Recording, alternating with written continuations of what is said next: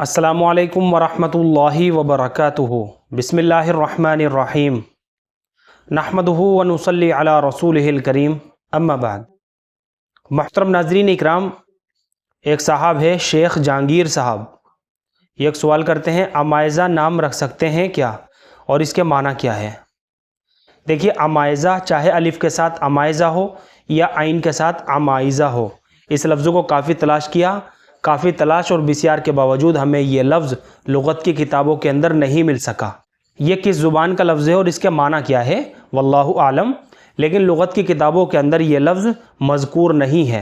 ये एक मुहम्मल और बेमाना लफ्ज़ मालूम होता है, लिहाजा बिला तहक़ीक़ बच्ची का अमाइज़ा नाम रखना बिल्कुल भी दुरुस्त नहीं है, बल्कि इस नाम के बजाय सहाबियात के नामों में से किसी एक नाम का इंतखाब करके रखा जाए तो ये बाइस बरकत होने के साथ साथ अफजल भी है। इसके अलावा अगर आप अमाइज़ा को गूगल पर लिखकर सर्च करोगे तो जितनी गैर मोतबर वेबसाइटें हैं उन पर जो है अमाइज़ा के माना बताए हुए हैं नरम दिल और ख़ूबसूरत, लेकिन ये सारी की सारी मालूमात जो है ना, ये गलत मालूमात है।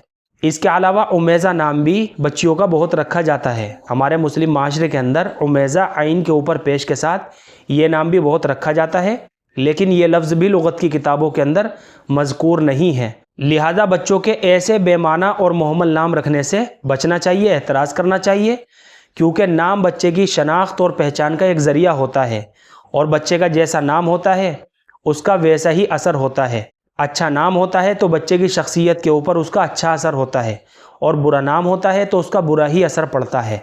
तो अमाइज़ा जो है ये एक बेमाना और मुहम्मल लफ्ज़ है, लुग़त की किताबों के अंदर ये लफ्ज़ मज़कूर नहीं है।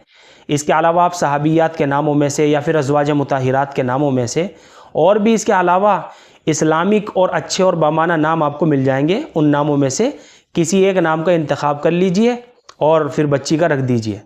मुझे उम्मीद है कि आप सभी हज़रात को अच्छी तरह समझ में आ गया होगा। अल्लाह हम सब को सुन्नत व शरीयत पर पाबंद फरमाए।